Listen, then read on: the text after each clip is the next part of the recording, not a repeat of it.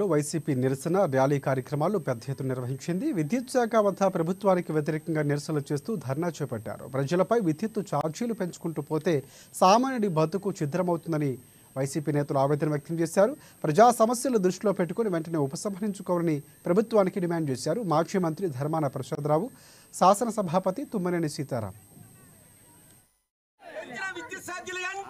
చంద్రబాబు గారు ప్రతిపక్షంలో ఏ మీటింగ్కి వెళ్ళినా చెప్పేవాడు, ఇదిగో జగన్మోహన్ రెడ్డి గారు 5 సార్లు కరెంటు ఛార్జీలు పెంచారు, 5 సార్లు పెంచారని చెప్తా ఉండేవాడు. 5 సార్లు కలిపి జగన్మోహన్ రెడ్డి గారు పెంచింది ఎంత? యూనిట్ పైన కేవలం 50 పైసలు. కానీ అదే చంద్రబాబు గారు 2 దఫాల కరెంటు ఛార్జీలు పెంపుకి నవంబర్ నుంచి వచ్చినటువంటి బిల్స్ లో యూనిట్ కి ₹20 ఎక్స్ట్రా వచ్చింది. మరి ఇప్పుడు డిసెంబర్ నుంచి వచ్చే బిల్ కి యూనిట్ కి ₹70 యాడ్ అయ్యి వస్తుంది. అంటే ఈ 2 నెలల్లోనే యూనిట్ కి ₹3 పెంచినటువంటి ఘనత. ఇది డొమెస్టిక్ కనెక్షన్ స్కీమ్ కి. ఇంకా ఎక్కువ యూనిట్లు కాల్చే వాళ్ళకి ఇంకా అదనం అది బాధుడి మీద బాధుడే. బాధుడు కాదు, వేరే బాధుడు కార్యక్రమం. ఏంటిది నాకు అర్థం కాదు. ఒక్కటంటే ఒక్క పథకం ఆయన చెప్పింది అమలు చేస్తున్నాడా? పైపెచ్చి ఆయన చెప్తున్న మాటలు ఖజానా ఖాళీగా ఉంది, నన్ను ఏడు చేయమంటారని చెప్పి. ఏం నీకు తెలియదా? 14 సంవత్సరాలు ముఖ్యమంత్రిగా చేసిన వ్యక్తివి. ఖజానా పరిస్థితి ఏంటో మీకు తెలియదా? మీరు ఎన్ని అప్పులు చేసి ఎలా ఖజానాన్ని సంకనాకించేసి జగన్మోహన్ రెడ్డి గారికి అప్పచెప్పారు మీకు తెలియదా? ఇలాంటి హామీలు ఇచ్చి ఈ రోజు ప్రజలను మోసం చేయటం.